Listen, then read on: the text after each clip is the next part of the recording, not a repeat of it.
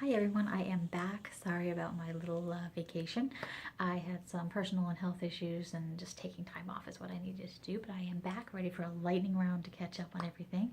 So I have a index card here with just keywords for what the questions are.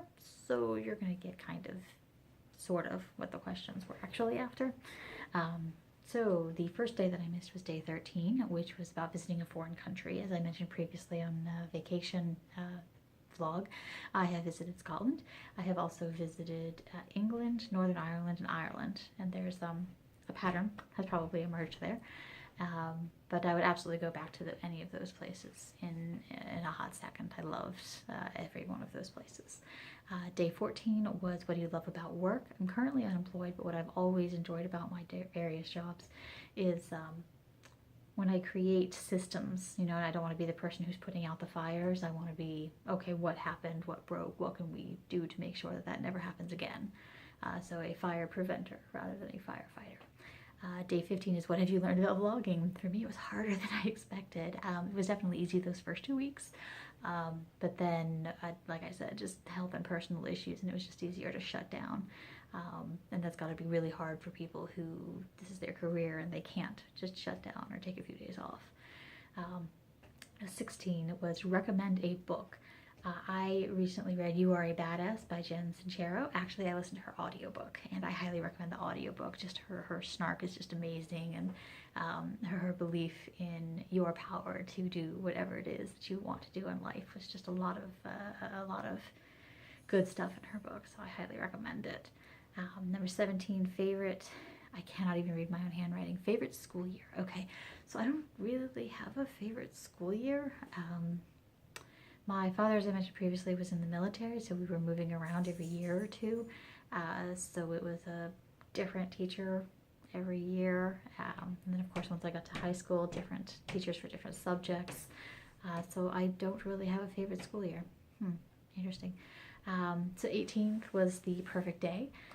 My perfect day would definitely start off with me being able to take care of myself and my family first. So time for exercise, time for breakfast that's not just, a rush. Being unemployed, one of the best things has been able to, I wake up, I feed the dogs, I take them for a walk. I really like just starting off with that, starting off the day on my own terms. Whereas when I lived in New York, it was get up and shower and get to the commute and get to the job. And, it was 7 o'clock at night before I had any actual time to myself.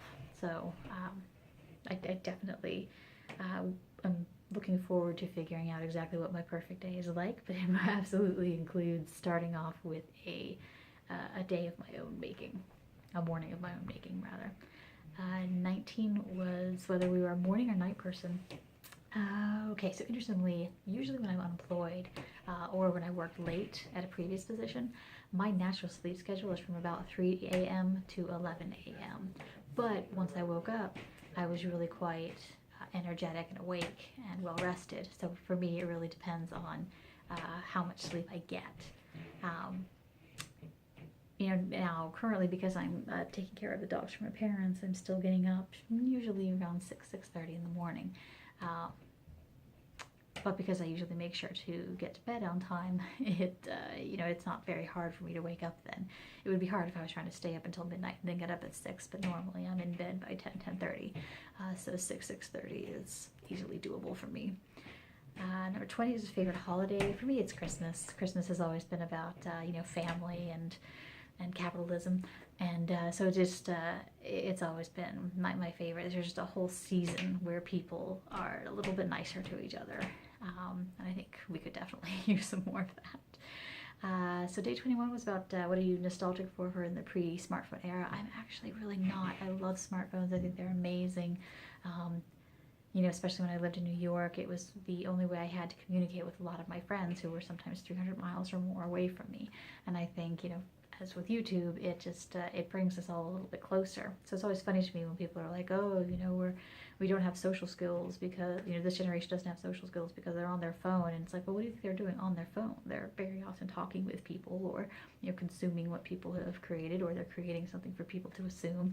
So that's just I'm not actually nostalgic for anything in the pre-smartphone era, except maybe gas prices. So 22 was the nicest thing someone has ever done for you. I could divide this into two things, work and not work.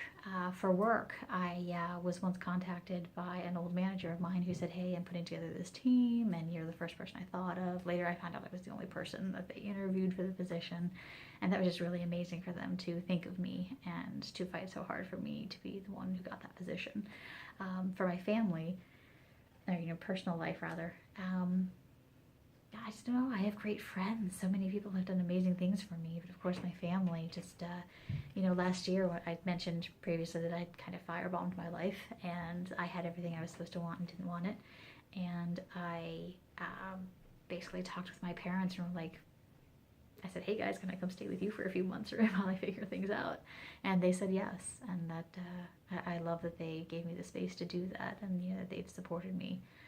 Taking the time to figure out what I actually want to do this time.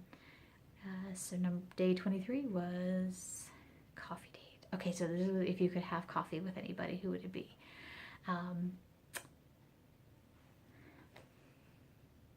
Amy from Savvy Sexy Social. Just to be able to pick her brain, and she just always seems to have either coffee or wine or something. So I think that she would be great to just sit and chat with, and that would be a lot of fun. So then today, the 24th, okay, what time do you wake up on the weekends? As I mentioned, there are dogs. They don't care about weekends. They do not care that the rest of us would like to sleep in. They know that it's 6:30 and that they are hungry and that they very much would like to be fed this moment. Thank you very much. So I might crawl back into bed and then just wake up whenever, but usually once I'm up with them and I've taken care of them, then it's time for a walk, and then I'm just awake and there's no sleeping in for me. So that is the quick rapid fire lightning round of the last 2 weeks. I am now caught up on these vlogs, and I am happy to rejoin you all for this last week. And I will hopefully, no, not hopefully, I will see you tomorrow. Bye.